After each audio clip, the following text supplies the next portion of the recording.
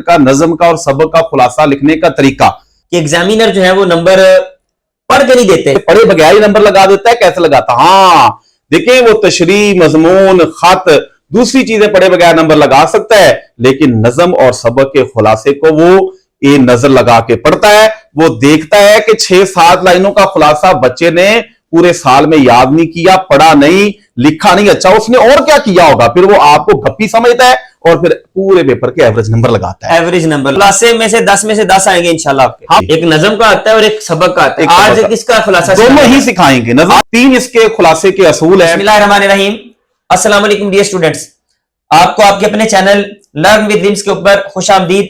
आपको पता है कि हम आपके लिए बहुत अच्छी अच्छी वीडियोस लेके आ रहे हैं, जल्दी से हमारे चैनल को सब्सक्राइब कर लीजिएगा। आज जो मैं आपके लिए वीडियो लेके आया हूं, क्योंकि मैंने आपसे वादा किया था कि हम आपकी खास तौर पर जो उर्दू सब्जेक्ट है जिसमें आपको बहुत सारी परेशानियां होती हैं, उसकी तैयारी करवानी है मैंने आपकी, और उसमें आपको बताना है कि किस क्वेश्चन को किस तरह तैयार करना है। ये शख्सियत आपने पहले भी मेरे साथ देखी हुई है। तो खबर साहब आपको वेलकम। बच्चे बड़ी देर मैंने वीडियोस लगाई थी तो बच्चे कमेंट्स कर रहे थे हमें बताएं पेपर करना कैसे है।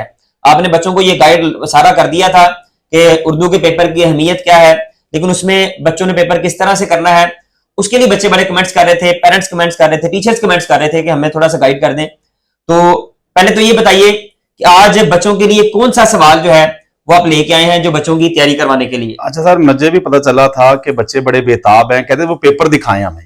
पेपर ठीक है, पेपर मैं फर्स्ट ईयर सेकंड ईयर ला के आपको दिखा देता हूं। हम चाहते हैं कि एक एक सवाल आपको दिखा के डिटेल के साथ उसमें से सवालात निकाल के प्रेजेंटेशन, जिस तरह आज मैं आपको खुलासे सिखाने जा रहा हूं। आज का जो बच्चों को सवाल है वो आप खुलासे के बारे में, फर्स्ट ईयर का, सेकंड ईयर का, नज़म का और सबक का खुलासा लिखने का तरीका, ये वो खुलासे हैं सर जिस तरह हमने पेपर ही चेक करवाए। बच्चों के नज़म के खुलासे में से पूरे 5 कैसे लगे और सबक के खुलासे में से 10 कैसे लगाए, 9.5 और 10 नंबर उसने कैसे लगाए। 10 में से 10 नंबर इंशाल्लाह खुलासे में से 10 में से 10 आएंगे इंशाल्लाह आपके। हम हर सवाल आपको डिटेल के साथ बताएंगे, सवालात निकालेंगे, फिर भी हम आपको इंशाल्लाह आपका कोई सवाल होगा उसका जवाब देंगे। आप सवाल किया करें, हम जवाब देंगे। सबसे पहले सर मैं खुलासा ये आपके सामने है, ये देखें, बिलावल साहब आपको डिटेल के साथ भी दिखाएंगे। हाँ जी, आपको अगर नहीं नजर आ रहा वीडियो में तो मैं शायद पे तस्वीर लगा दूंगा, वहां से आप देखिएगा, स्क्रीनशॉट ले लीजिएगा। नज़म का खुलासा लिखने का तरीकाकार क्या है? देखिए, नज़में ज्यादा नहीं है, इस दफा तो कम नज़में हैं, सिलेबस मजीद स्मार्ट कर दिया गया फर्स्ट ईयर का। सेकंड बात आपकी काट रहा हूँ, 2 खुलासे होते हैं। जी जी, एक नज़म का आता है और एक सबक का आता है। आज किसका खुलासा? दोनों ही सिखाएंगे। नज़म का बच्चों को ये नहीं 2 खुलासे लीजिए, 2 खुलासे आप सीखने जा रहे हैं, नज़म का भी और सबक। इस फर्स्ट ईयर के अंदर 2 खुलासे आएंगे नज़म के, दोनों में से एक करना है आपने। मरकजी ख्याल या खुलासा लिखने का तरीकाकार क्या है? देखें जी, 3 इसके खुलासे के असूल है। पहला असूल गौर से सुने, नज़म का और सबक के खुलासे लिखने के 3 असूल। पहला असूल यह है कि खुलासा 1/3 होना चाहिए, 1/3।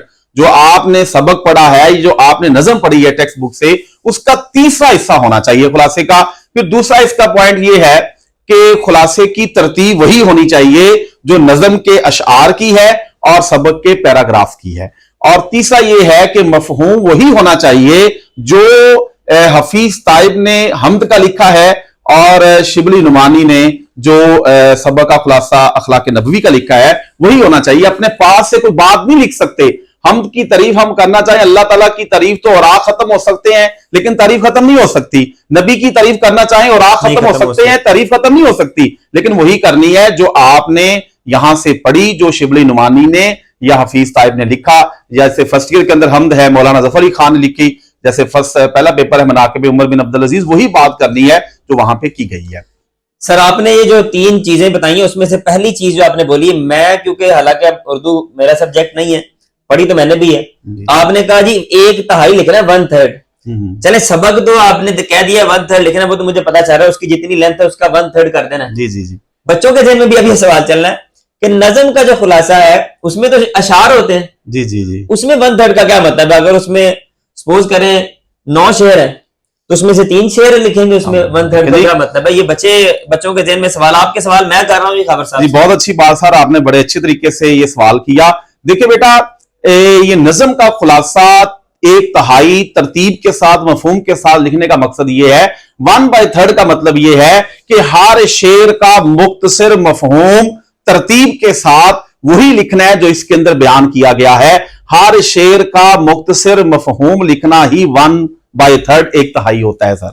बहुत खूबसूरत आपने ये बात कर दी, जी। बच्चों को ये समझ आ गई होगा। सर अब खुलासा 1/3 लिख दिया, जी जी दूसरा उसकी जरा लंबाई ये पेपर के ऊपर जरा मुझे शीट्स के हिसाब से बताएं, लाइनों के हिसाब से बताएं, क्योंकि तासुर ये है कि एग्जामिनर जो है वो नंबर पढ़ के नहीं देते, वो सिर्फ गिन के, लाइनें गिन के, शीट्स गिन के, उनको माप के जो है वो नंबर दे देते हैं बगैर पढ़े जो है। क्या ऐसा ही होता है बोर्ड के अंदर? और मुझे बच्चों को ये भी बता दो सवाल कि कितनी लंबाई होनी चाहिए उसकी, लाइनें कितनी होनी चाहिए, कितने सफ़े होने चाहिए, और बोर्ड के अंदर क्या इस तरह गिन के नंबर देते हैं? दोनों ही अहम सवाल सर आपके। देखिए आपको नजर आ रहा होगा, पहले नज्म का उन्वान लिखना है, फिर आपने शायर का नाम लिखना है। इस बार फर्स्ट ईयर में शायर के नाम का एक नंबर है, फिर आपने लफ्ज खुलासा लिखना है। पूरी प्रेजेंटेशन बिलावल साहब आपको दिखाएंगे। फिर आपने लिखने के बाद वो एक ही पैराग्राफ के अंदर खुलासा नज्म का लिखना है आपने। देखिए बेटा, नज्म का खुलासा बिलावल साहब कहते हैं कितना लंबा होना चाहिए, नहीं बनाने नहीं, कितना लंबा होना चाहिए। नज्म का खुलासा जितनी लंबी नज्म चौड़ी होती है उतना ही लंबा चौड़ा खुलासा होता है। उसकी कोई लाइनें गिट्ठे नहीं मिलता, वो आपने 6, 7, 8 लाइनों का खुलासा लिखना होता है। तरतीब के साथ लिखें। ये लिखना है, देखना है कि किसी शेर का मफहूम रह तो नहीं गया जो आपने नहीं लिखा। शरह सरमाया उर्दू या दूसरी किताबें, उसको आपने कतन ये हरफ आखिर नहीं समझना। अगर उनके अंदर किसी शेर का मफहूम नहीं लिखा तो आप खुद से लिखेंगे, ऐड करेंगे, बेहतर से बेहतरीन बनाएंगे, फिर आपके 96, 97 नंबर आएंगे। और दूसरी बात बिलावल साहब ने की कि वो ऐसे पढ़े बगैर ही नंबर लगा देता है। कैसे लगाता? हाँ देखिए, वो तशरीह, मजमून, खत, दूसरी चीजें पढ़े बगैर नंबर लगा सकता है, लेकिन नज्म और सबक के खुलासे को वो ये नजर लगा के पढ़ता है।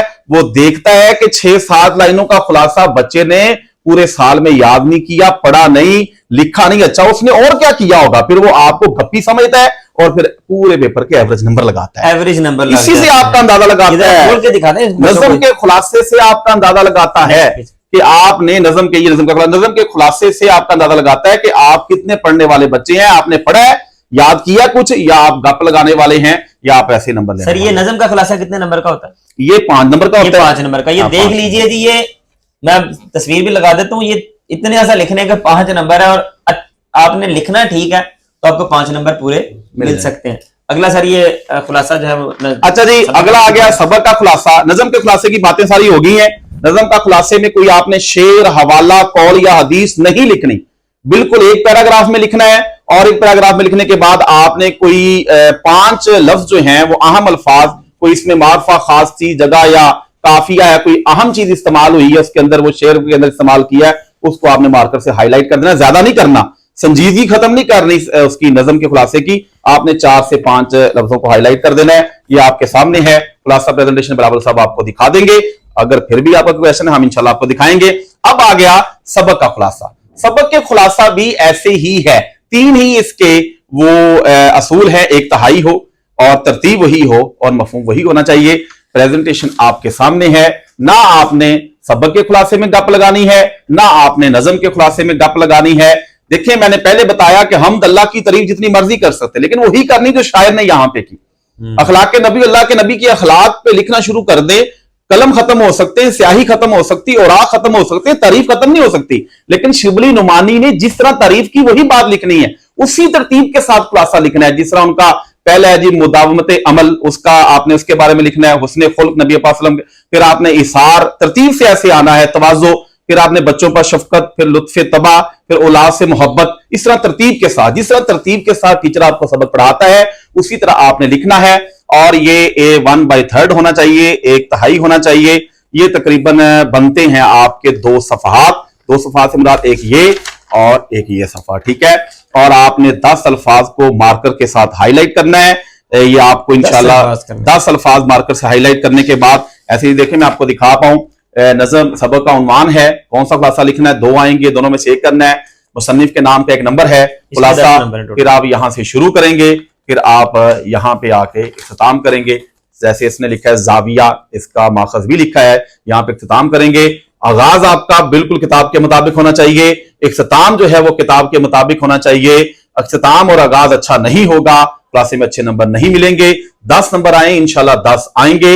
लिखाई को बेहतर करें, कलम लें, इंक लेके अलिफ बे वलाम मीम नून लिखें, गुलाइयां लंबाइयां ठीक करें। आपके हरूफ जो है वो ठीक हो जाएंगे तो आपकी लिखाई भी इंशाल्लाह ठीक हो जाएगी और आपने भरपूर तरीके से इसको देखना है, आपको तस्वीर भी मिल जाएगी। फिर भी कोई सवाल होगा तो हम उसका इंशाल्लाह जवाब देंगे। खबर साहब बहुत शुक्रिया आपका कि आपने आज बच्चों का 2 सवाल जो है 15 नंबर के जो है बच्चों की तैयारी के लिए उनको गाइड किया। आपका बहुत शुक्रिया। और आपको भी अगर वीडियो पसंद आई है दोस्तों के साथ शेयर भी कीजिएगा, हमारे चैनल को सब्सक्राइब कर दीजिएगा। Wish you best of luck. अल्लाह हाफिज। इस तरह की और वीडियो से लेके हम दोबारा हाजिर होंगे।